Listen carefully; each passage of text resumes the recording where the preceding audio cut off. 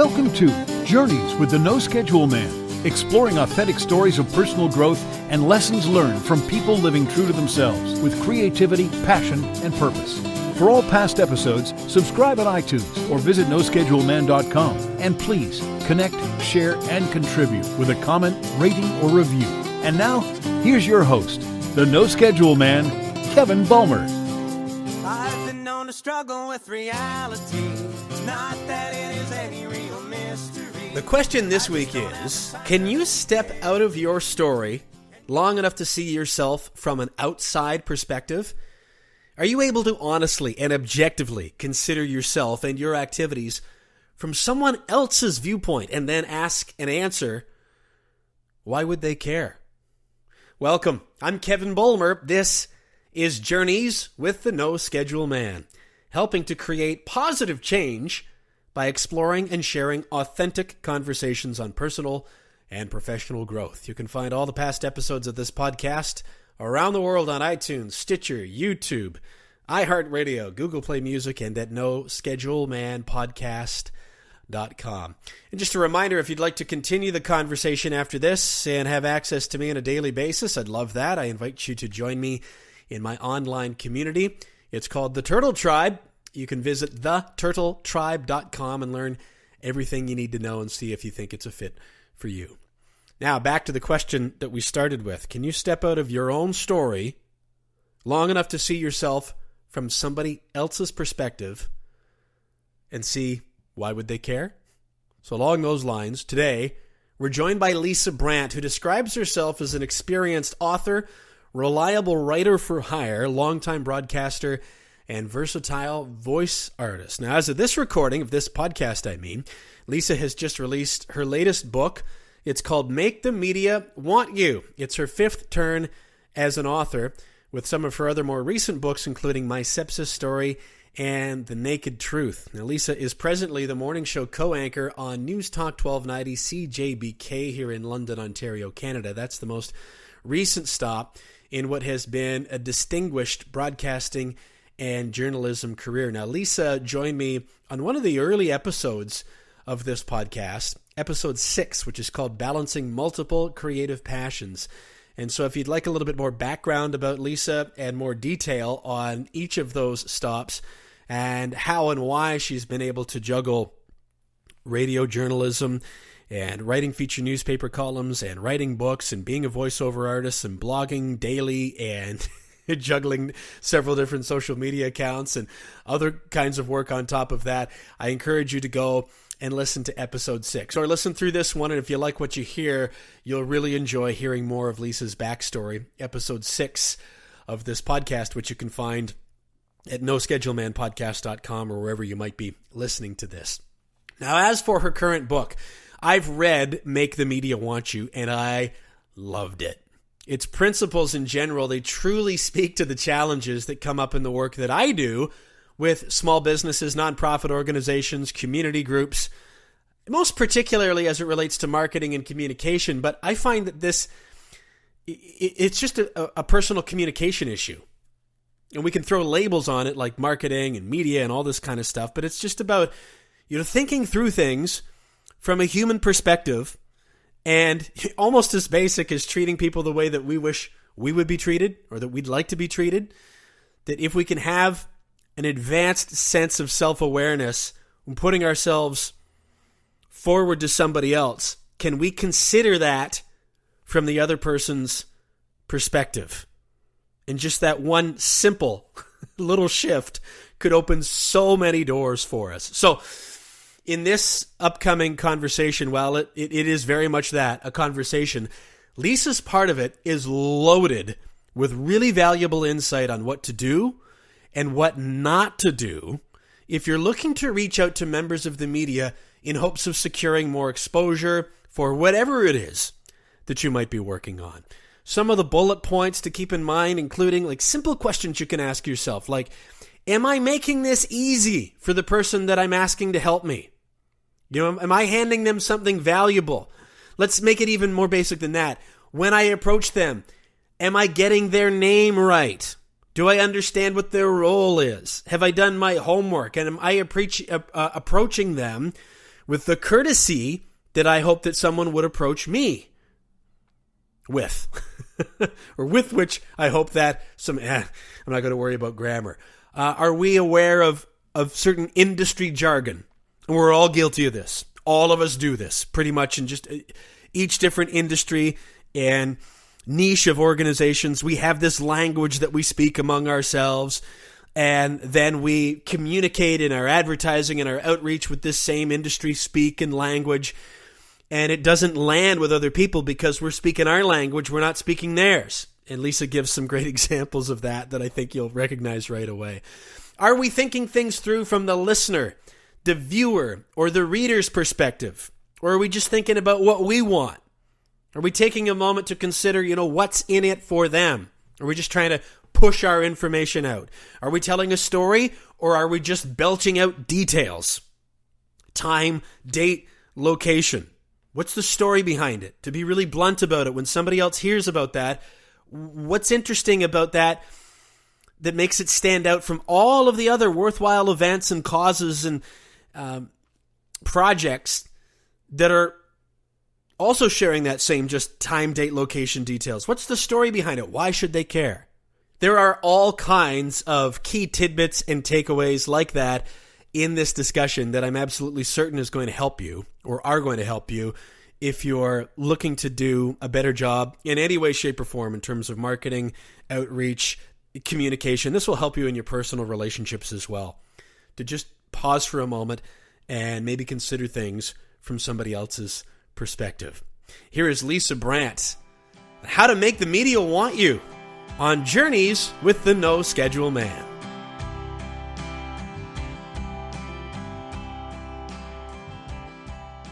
Make the media want you. Lisa, why was it important to you to write this book?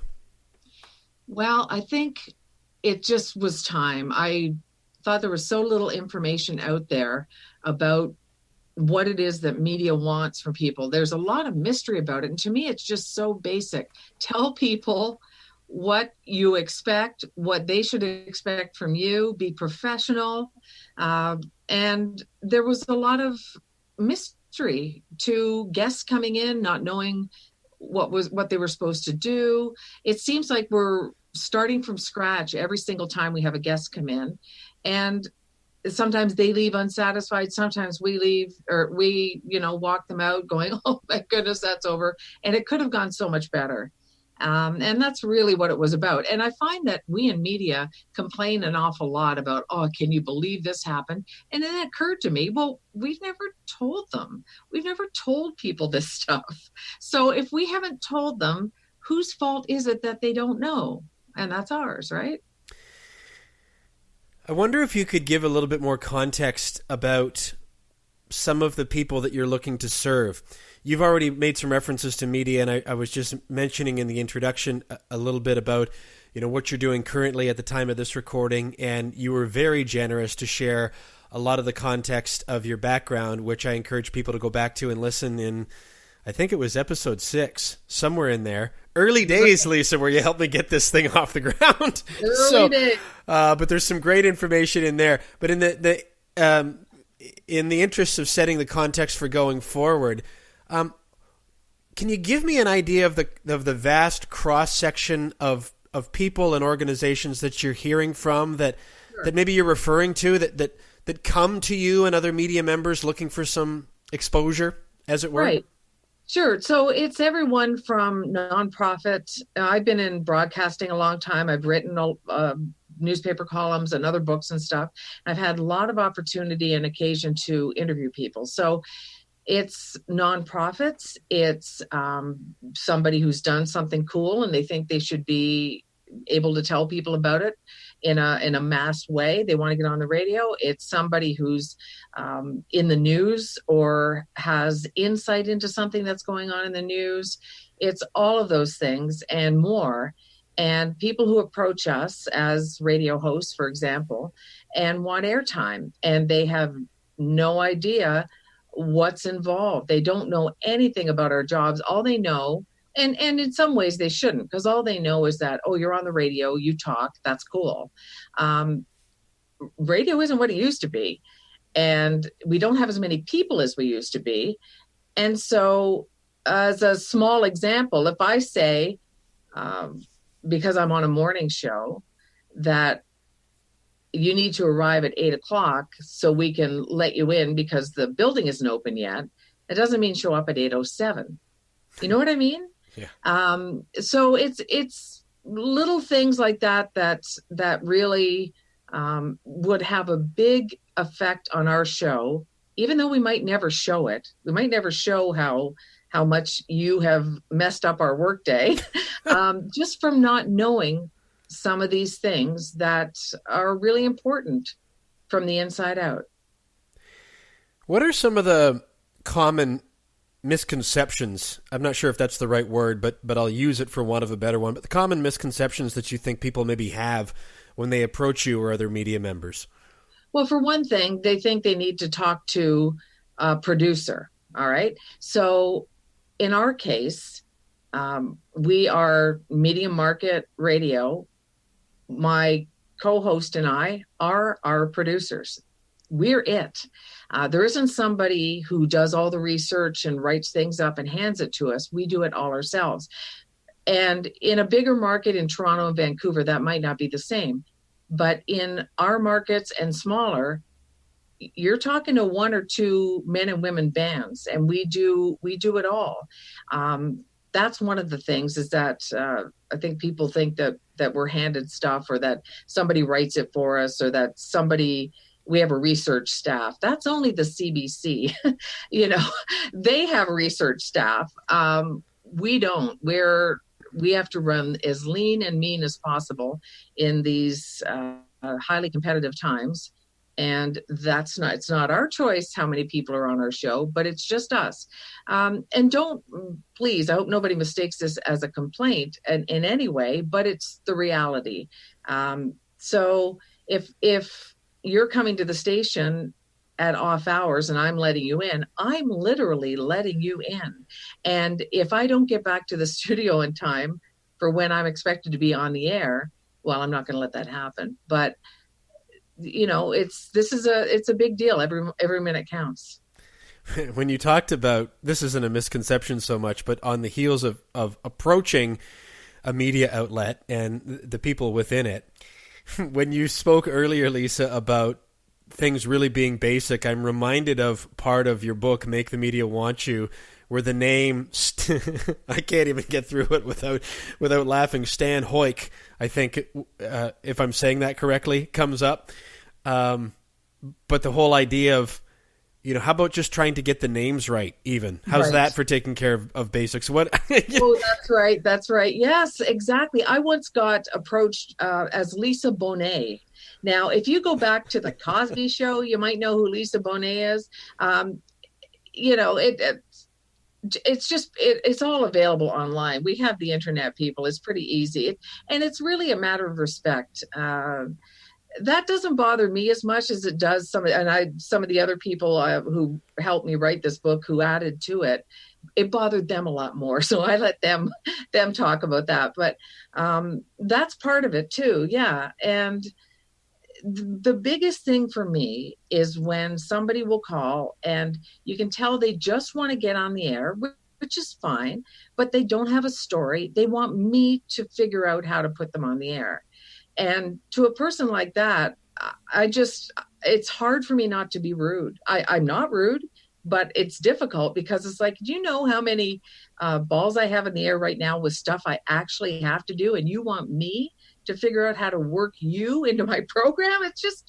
It's not good. Come to me with a story, come to me with an idea, come to me with some fascinating person we haven't met. Bring it to me and don't make me do all the work. I'll do all the work when we're on the air. Many times I just can't create people's plans for them. It's just not possible. Well, along those lines, here's another one of the things, to go back to that word basic, and I'll use the word simple. I mean, simple and easy aren't always the same things, but they're still simple. And one of the things that really stood out to me that you share in Make the Media Want You is the difference between what I'll call details. So time, date, location versus story. And to make it simple, if you could just maybe filter what you're about to say or ask of somebody else from their perspective and ask yourself the question, why should I care? Or why would I care? But that seems to be kind of a bigger leap than most of us are prepared to make, both in terms of reaching out to the media and I would suggest marketing in general. Would you agree? Oh, I would completely agree. In fact, I write a commercial in the book for a car dealership because I find, and this is nobody in particular, it's just in general, that the car dealer would like to say about all the wonderful things that are important to them. They have 200 cars on the lot or whatever. They've got to get rid of 100. All these things that they say that I don't care how many people you need to get as customers. That's not my point. My point of coming to you for a car is that I want to know I'm getting what I want. I'm getting it at a good price. And when it comes to a car dealership, I'm always worried that I'm going to pay thousands more than I needed to. So tell me that that's not going to happen to me. And I'm on your lot looking for a car next time I need one. And it's the same thing with non-advertising broadcasting. Our number one concern is our customer, and our customer is our listener. Our customers also are advertisers, but it's our listeners. And if it's not going to be interesting to them, I'm not going to sacrifice their time so that you, Mr. Whoever or Miss Whoever, can come on just because you want to be on the radio. You've got to give me something, a story, something that's going to entertain or inform my audience, or I'm just not going to do it because I respect them too much. And we have an unwritten contract, me and the listeners, that I'm not going to waste their time and I'm going to bring them something worth listening to. And so if I'm being approached without that in mind, it's not going to happen. It's just not going to happen. That's maybe one of the misconceptions I would think people may have of what I will call terrestrial or private terrestrial radio is without something interesting to offer to the listeners, you have fewer listeners. And if you don't have the listeners, you have nothing to offer to the advertisers. And if you don't have advertisers, you have no stream of revenue. So the circle is complete and it doesn't add up, does it? That is a perfect way of putting it. It's absolutely true. And so we have to serve and respect the listeners. There are things that I talk about on the show, for example, that I don't particularly care a ton about. My on-air partner is into triathlons. I never would have, it just doesn't, it's not in my sphere whatsoever. But there's a segment of our listenership that is interested. He's interested. So it behooves me to find out something about it and be interested as well, because it's not about me. It's about what's good for the audience and growing that audience and keeping us all fed and the wheels turning. Let me pose a scenario for you. Okay. There's one, I've just done something that actually irritates me about myself and others as well, is asking for permission for something. Will you let me pose a scenario? Sorry. Anyway, I did it to myself. I'm going to give you an example. I approached the radio station or any media outlet, but we'll use radio given the context of your current role in our discussion. Okay. I work as part of a nonprofit community organization. We help serve all kinds of people throughout the year in whatever capacity that might be related to our organization. Here comes our annual walk for our organization, and what can you do to to put this out on the radio? I don't mean to laugh, but I know you've seen it all the time, and right. Rather than just coming to you and saying, well, because I know that the work that I'm doing is important, and it is, and it's necessary, just giving the time, date, details, and web link, could you do that for me? What would be a better way that you would suggest that people could maybe think through the approach? I can give you a perfect example of that. There's a charity that has a walk. Everybody has a walk or a fun run or something like that. And they are all worthy causes. Absolutely. But we can't just do one after another after another. Anyway, they asked us to talk about the walk, and that's what it was going to be. So we're hoping for good weather. We had 30 people last year. We're hoping for 70 this year, on and on. And so we said, okay, we have a web page for community events. We'll put you on there. That's not a story. I didn't say it quite like that. They came back to me and said, we've got a guy who had 106 or something heart attacks before he was 12 years old. Yes. This is the guy we're raising money for. He's now an adult. He is a spokesperson. He can tell you what it was like as a kid. All he wanted to do was play hockey, and he wasn't able to do it, and how it changed his life. And I went, whoa, that's incredible. Bring me that guy. That guy came on. We had a conversation about his childhood that I'm getting shivers just thinking about because it was so incredible. And at the end, we said, oh, by the way, there's a walk and blah, blah, blah, whatever. If you want more information, here's where to find it. They still got their message out, but it was an incredible story to tell, and it was riveting. And I know it was riveting, not because of me, because of him, because we heard from listeners afterwards saying, wow, I just can't believe a kid lived through that. Now he's grown up and blah, blah. It made it into something people could relate to. People have kids. They know kids.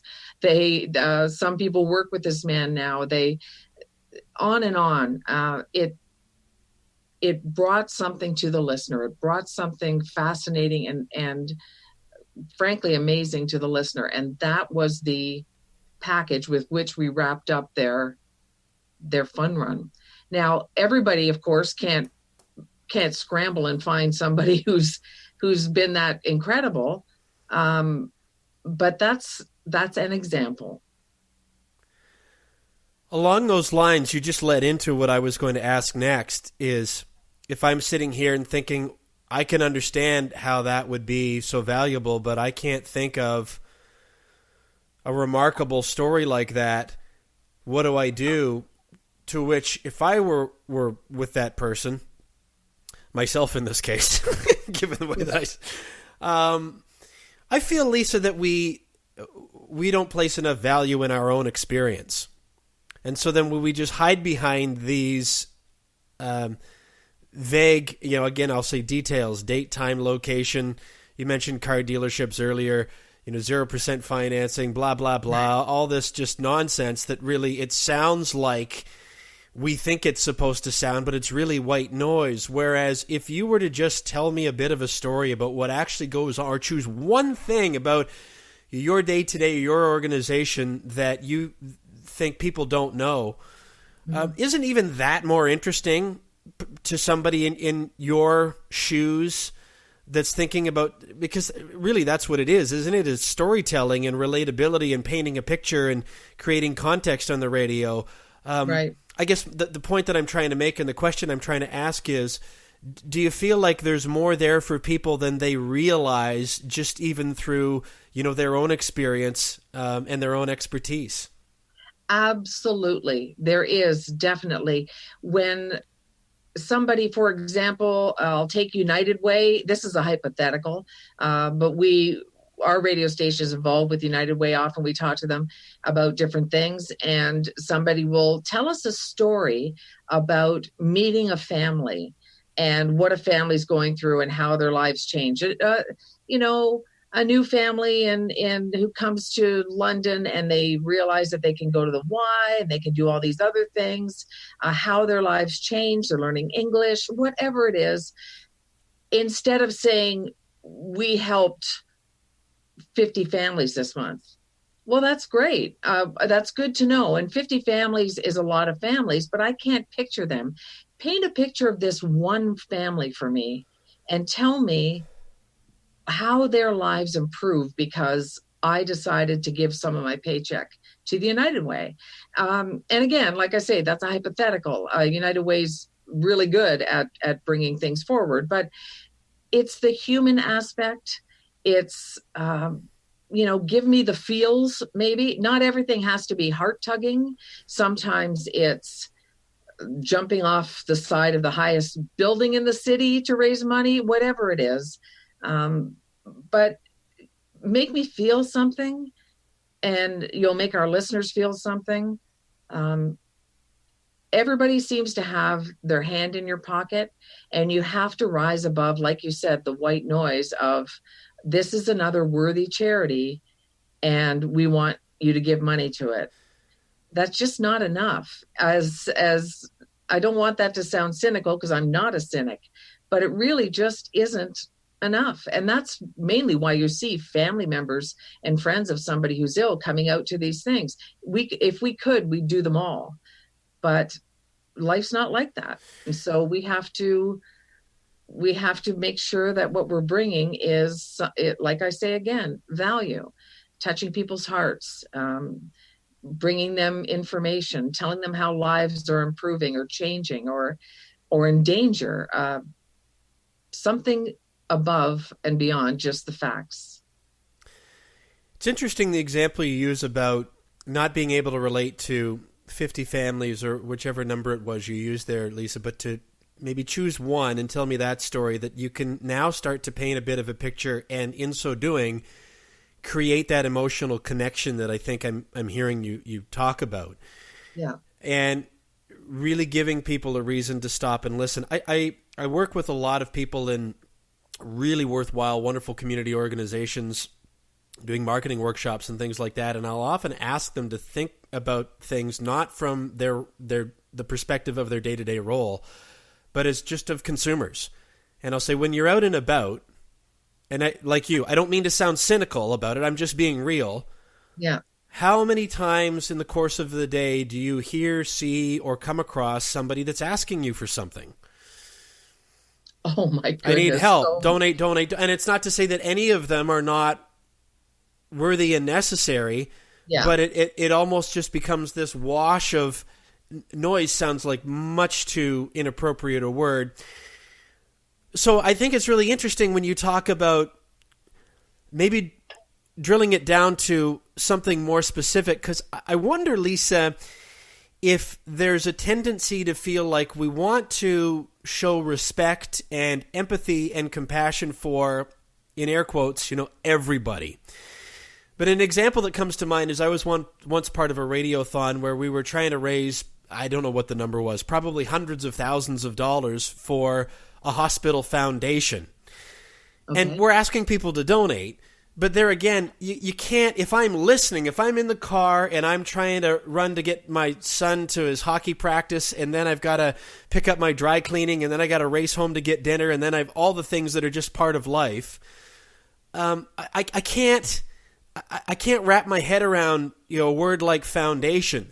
But when we would take it and say, okay, we're looking to try to raise $50,000 so that we can get this piece of respirator equipment for Jimmy because of XYZ, we're not disrespecting or not showing empathy, I don't think, for everybody else that the foundation represents, but you're creating, I think, a focus and a context that starts to get people a little bit more engaged. Agree? I totally agree. And it's that big picture thing. I have this thing with the food bank. They don't listen to me, but I always say that they shouldn't be counting their donations in pounds. It should be in meals, because I don't know how many pounds of food I eat. I have no idea how many pounds of food it takes to feed a family, but I know how many meals it does. That's the kind of thing that making it more relevant to your life. Telling me about one child will tell me about what the hospital is trying to do, the hospital foundation. I think it's more illuminating, and it's certainly more interesting than making sweeping statements. People love to talk about statistics, and there are times that they're fascinating, There are times that they're just filler. So yeah, maybe the foundation helps, 100 kids a day or whatever it is. But if little Jimmy doesn't get his respirator and he ends up in a big asthma attack or whatever it is his issue is, that's a family falling apart. We can all relate to that. I think you're bang on. I think that's exactly what part of my message is. It's got to be relatable and it's got to be simple. The pounds versus meals thing is a terrific observation and leads me into something else that jumped off the pages of your book, at least for me. Industry jargon. You use an example in your book, Make the Media Want You, about media releases from police and how they have a certain police speak. But I think every industry, I think we're all guilty of this, and it's another filter that we've got to put on ourselves. If we could just again try to see it from outside that perspective, as if we aren't inside that. But maybe talk a little bit about industry jargon for a minute. Sure. And the example about police is what drives me the craziest about it is when my colleagues, and again, I'm just saying colleagues over 30 some odd years of broadcasting, nobody specific, but colleagues just use it verbatim, and it's not how people talk. So police will say they executed a search warrant on a home. Well, of course, if you didn't, you'd be in violation of what you're supposed to do, people, because you have a warrant. Why are you telling me that? They will always refer to a woman as a female. So the female was ejected from the car. You mean the woman was thrown from the car? It's things like that. And then when it gets to scientific stuff or things from higher learning institutions, often they will try to prove how smart they are and you have to go over the sentence 3 or 4 times because they're using every buzzword they can think of. And all it does is clutter it. And I can't tell you, like, we simply don't have the time to do a forensic audit of everybody's use of the English language and try and figure out what in the world they're saying. So industry jargon is fine if you're using a word and telling us what it means, but if it's not part of the vernacular and you're not using regular language, it's just going to tick us off. It's, you're talking down to people, really. And so how are you going to perform on the radio if that's the way you write in your release? If you can't connect with your writing and just speak on an everyday level, what are you going to do when you get on the air? I've had to stop people before and say, and what does that mean? And even if I know what it means through some weird coincidence that I know somebody in the field or something, I'm protecting my listeners, not thinking that they don't know what words mean, but thinking that some bizarre multi-consonant word that only belongs in one industry is going to fly over their heads because it would fly over mine. We need to, one of the things about radio is, it's radio specifically, it's a one-on-one medium. The second I hear someone say, "Good morning, everybody," I know they've lost it because you listen to the radio mostly when you're alone. Yep. And so it's a microphone, not a megaphone, right?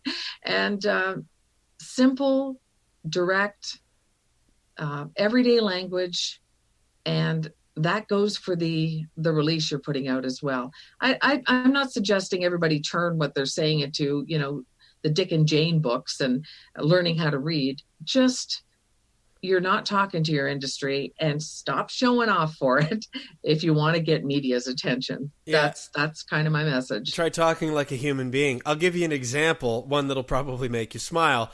As you well know, I spent part of my career working at a stock car racing track. Yes. And one of the most common complaints that I would always hear, especially from the participants, is, how come we never hear the results of our races reported on the radio or in the newspaper or on the TV? But when there are whatever it is, 3,000 people here every single weekend, and there are 200 people at the community baseball game, and they always cover them. And I would try to illustrate, well, when you send something to a media outlet that says, last night in the XYZ company event sponsored by ABC company, the LMNOP division heat race was won by, Redneck Johnny, and then the QRT division feature race one was won by, I totally know. I said, well, you know what that means, but they don't have a clue what you're talking about. No. And so what do you expect for them to do? And nobody wants to look silly or stupid, so it's a lot easier to just leave that, in the email or in the days where we used to print this stuff off on the printer and actually report something that you feel confident that not only you know about, but that your listeners and readers know about as well. And we still, in our ads, in our social posts, in our requests of media people like you, we still, I think, Lisa, sorry to get animated, but we just don't get it. Yeah, and you're absolutely right. The other thing about those releases, and I'm thinking about that particular track as well, is that you look at them and you go, well, I don't know if this means something for the season, if this is a one-off, if this is, nobody's taught us, and we just don't know. So you're right. We have to move on. And it's not that we don't want to, it's that, when somebody's bugging me about doing something, and they haven't put any work into it, and I can't see the value in it immediately, they have to understand that I have 5 things in front of me that need attention right now. And fortunately, it's not a matter of, losing lives or anything. I'm not a surgeon, but I have to work on those because there are deadlines to meet and stuff. So if it's that much work and I've got to call somebody and have a 20-minute conference call on what does this mean? It's just not going to happen. It's just not going to happen. It's not realistic. Let's talk a little bit about how times have changed. You've mentioned a time or two about how things have changed in radio. And one of the phrases that I almost brought up, but I don't because it still makes the hair stand up on the back of my neck, is press release. Right. And people, when I would mention this, people would think I was being silly, but I would say, no, call it a media release. Because if I work at a radio station, I don't want it to be called a press release. I don't have a press. You're treating me as if I'm subservient to the newspaper, which was a business model that is so 2 decades ago. But apparently they didn't see the train coming while they were tied to that railroad track. You mentioned something in Make the Media Want You about the old phrase of in the paper. Maybe you could expand on that a little bit. Okay. Yeah, I really despise the term press release myself too. In fact, there was just another survey released recently about how few people actually read the paper now. We do get news online sometimes from paper sources, but people, I don't know that they always understand that we are a competitor of the paper. So coming on the radio and assuming everybody has read the free press, for example, and then referring to it is a huge insult. So to say, if you're coming on to talk about a news story about electricity and your bill's too high and you're going to lose your business and or whatever, and then you say, well, yeah, because I read in the paper the rates went up. It's like, we do that story too. Our reporters may have had it before the paper, and you have just insulted everybody in our news team who works very hard to try and bring you the news. We are a competitor of the paper. Radio, newspapers, television, all are in a fight for survival. As you well know, Kevin, the first radio station I worked at here in London isn't on the air anymore. It got shut down because it was too expensive to keep it on the air. it's literally a fight for survival. So it's insulting. I always tell people it's like going into a Metro grocery store, grabbing the microphone and yelling the Sobeys specials. And you would never do it. And you would be hauled out because they are competition. So you just have to remember that and respect that. You don't have to like it, but we ask people to respect it. If you're listening in the United States, she's basically saying there's no sense going into Kroger and yelling, "Let's all go to Piggly Wiggly." I'm assuming. Exactly. And I don't, for some of our international listeners, I apologize for not knowing other grocery store chains, but they're probably, I would guess, Lisa, is close to a full generation of people that won't have had the context of this ethos, I'll call it, of the newspaper being sort of the local authority or measuring mark of, Yep. I got my name in the paper, or I remember when I was in high school and they would publish our basketball results and we all wanted to score 10 points or more so that we could, quote, get our name in the paper. Right. But some of that still exists, I think, for those of our vintage that are in our upper echelon decades, but people are often surprised to find out, I think, that there is that sensitivity there, and it sounds to me as if that's still going on from what I'm hearing you saying. Oh yeah, and it's,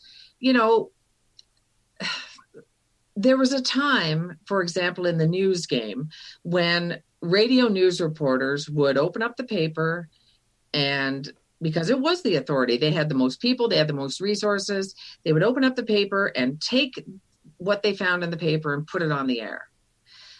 It's been a long time since that was the case, and I never worked in that kind of an atmosphere where we took somebody else's hard work and presented it without actually saying so, but basically presented it as our own. So there are some old timey folks who still remember that and have a grudge. Now it's not, I don't have a grudge or anything against the newspaper. I read everything, I watch everything, I do all that. But when it comes down to the brass tacks, it is us against them. And we've seen here in our part of Ontario, Canada, how many newspapers have shut down. How many, they just got rid of another 10% at our local daily, 10% of staff.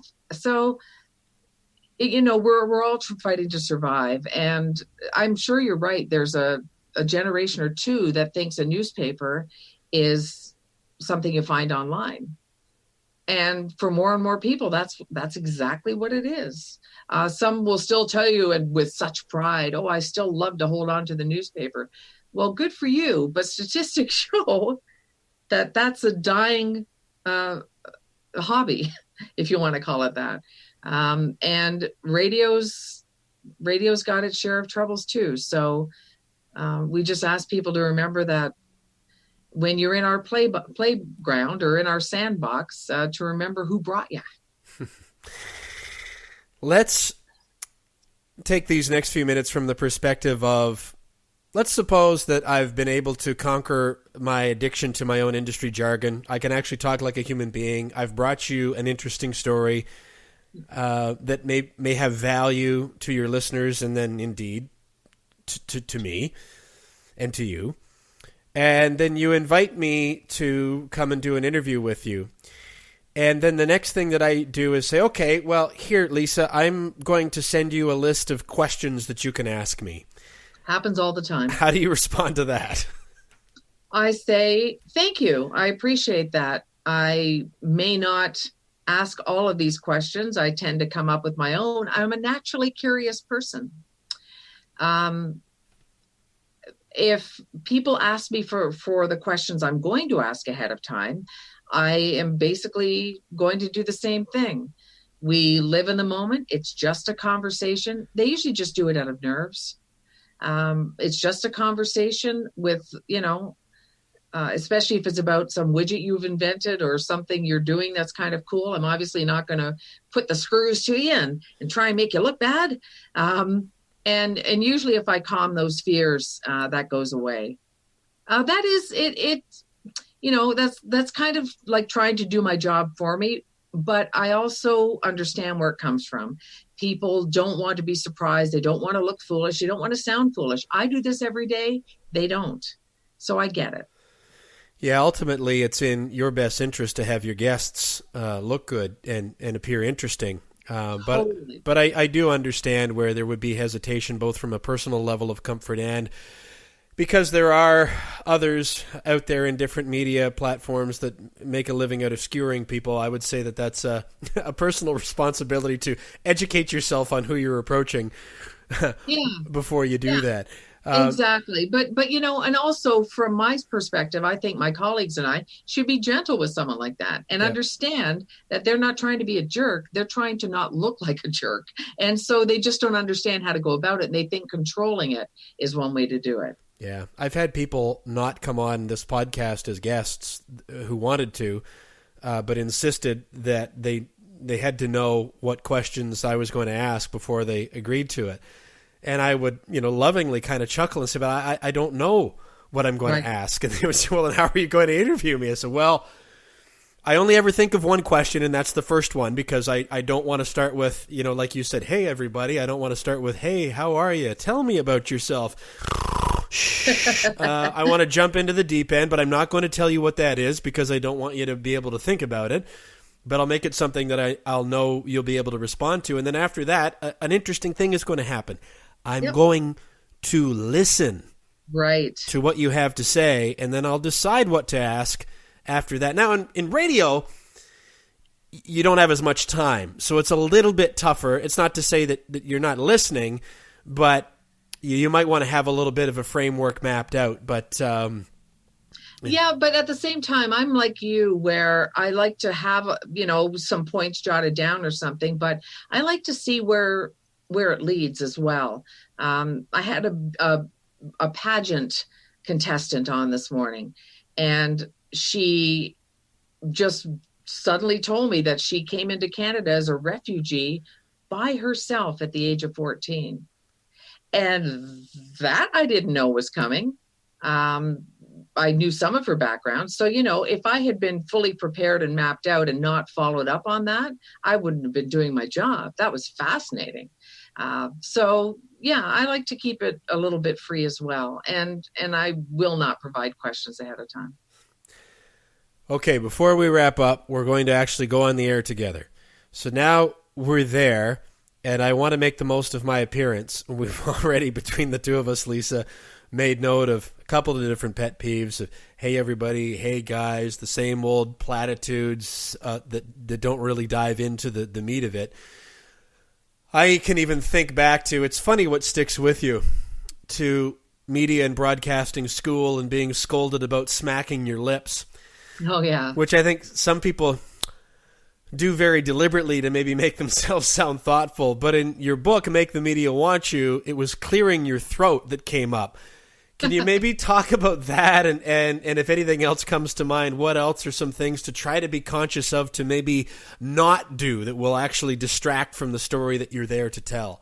Right. Well, again, people don't do it every day, right? So they do need to be reminded. But yeah, there are some people who don't seem to have an awareness of how they talk when they are, just in general conversation. That's the one that drives me bananas. The other one is the cliche that's in every sentence. So at the end of the day, I've interviewed people who put that into every single sentence. Yeah. And again, it's not an awareness. Moving away from the microphone, you've got to be, usually we'll set the microphones and I'll say something like, get nice and up close and personal with this thing. And they'll smile and it'll be in front of them. But then they get animated and start moving all around and we can potentially lose them. So I have shut my mic off in the middle of an interview and gone and moved the microphone. Sometimes it works. Sometimes it makes the person stop and panic. But if we don't hear you, we don't hear you stop and panic either. And just know that you've got to have some trust in the person you're talking to, that they're going to get your message out, maybe not in the exact ironed out way that you would envision it, but it's their show. They do things a little differently according to their personality, and trust that it will happen. If it doesn't, you deal with it then, but usually you're in pretty good hands. Moving away from the microphone is a really good one. I'm thinking about peas popping, and the thought that if I just put my hand over top of the microphone, then suddenly no one will ever be able to hear me. But I get, I'm making light of it. But the point is that, and back to the whole idea of why make the media want you. That's easy to know those things when you make your living in the media. Precisely. But you don't know those. I don't know how to be the CEO of an organization or how to run the day-to-days and face those challenges of a nonprofit organization. But I think this all comes back to where we started, doesn't it, Lisa? Of now, here are some of the things that you can think of that if you're in one of those roles, that'll help you when you do approach the media. Yeah, I hope so. I had two goals with this book, and one of them was to inform people about, some things that would make it go better, make their pitches go better, make it go better when you come into the talk to the journalist or host. And the other was to be cathartic for my fellow media people, because these are things that we've all talked to each other about. It runs the gamut, from people freaking out when they're on the air, from a publicist bringing in somebody who wasn't what they said, you name it. So I wanted it to be twofold, and thank you for experiencing the cathartic part of it. That means a lot to me. Yeah, well, there were a number of times that as I was reading it, I was either just nodding my head, or I don't know if I ever yelled hallelujah out loud, but it came. That means a lot. Yeah. How do you feel about it? I mean, you've written several other books, and you've done newspaper columns, you've blogged all kinds over the years. You've certainly been in various forms of and roles within media. How do you feel about this book now that it's out in the world? Well, I'm getting good feedback. You kind of put it out there, you do the best you can, you put it out there, and then you can't control anything after that. I've heard from a couple of college courses that heads of college courses that want to put it on the reading list for their students, PR courses. So I feel good. My whole feeling about it isn't dependent on the reaction to it. My feeling about it is getting it done, having a professional editor edit it, all that kind of thing, and being happy with it. And then after that, it's kind of, we'll just see what happens. Waiting for the first review for somebody to say something about it was a little pins and needly, but now that that's over, it's all good. I think it's terrific, and I'm absolutely certain it will be helpful to anybody that takes the time to consider both what you've shared here today and the rest of the contents of the book. And I'm proud of you, and I'm happy for you, and want to offer you're welcome. Congratulations, Lisa, and thanks so much for the time today. Well, thanks for having me on, Kevin. It was a lot of fun.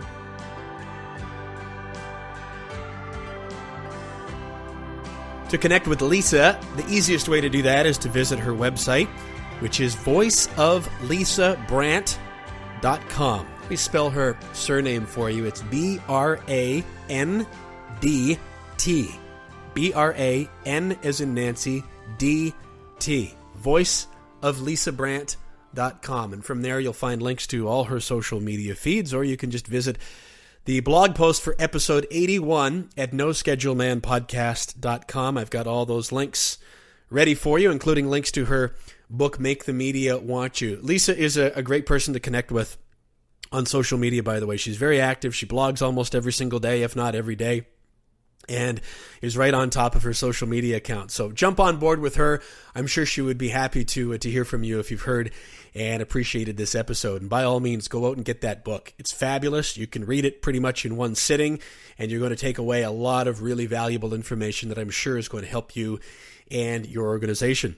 Now, if you like this episode, I'm pretty sure that you'll also like episode 6, which was Lisa from a couple of years ago, talking about how she balances multiple creative passions. So all the backstory that we didn't really fill in the conversation that you just heard, all of that is reviewed and gone over in detail back in episode 6 in the early days of this podcast. Episode 55 also came to mind with Michelle Nere. It's called Sharing More of Our Stories and Ourselves. Michelle is the founder of a series of events called Mo Mondays up here in Canada. And along the lines of understanding that each of us does have something of value to share, that we do have our own stories, and that it's really worthwhile to reach out and share those, I thought that really lined up well with a lot of what Lisa was just talking about. So maybe give that a listen, episode 55. And episode 71 with Katie Kozlowski, Finding the Courage to Tell Your Story. So just kind of along the lines of what I was saying about Michelle, of understanding that we do all have something valuable to share. And a lot of times we take for granted that we think because it's us, other people won't be interested. So we just blather out the same old sort of time, date details that Lisa Brandt was just talking about, where if we could just frame it a little bit and share a little bit more of our stories, we'd be amazed at how many doors that opens up and what kind of connection that makes. You can find those and all past episodes of this podcast around the world on iTunes, Stitcher, YouTube, iHeartRadio, Google Play Music, and at noschedulemanpodcast.com. And if you'd like to connect with me, I'd love that. I'm easy to find. Just look for No Schedule Man. That's my handle on Facebook, Instagram, YouTube, and Twitter. Or visit me at kevinbulmer.com. You'll find all my social channel icons right on the upper right-hand corner of that page. You can learn more about my speaking, small business marketing, and mindset coaching, and other content at my website. And I'd love for you to sign up and get my email updates so that you can stay on top of future episodes of this podcast and other content as well. Thanks so much for spending this time with me and with Lisa. Really appreciate you listening. If you found this helpful, please make sure to subscribe and do tell a friend. I hope to have you here again next time on Journeys with the No Schedule Man. Just a little deja vu.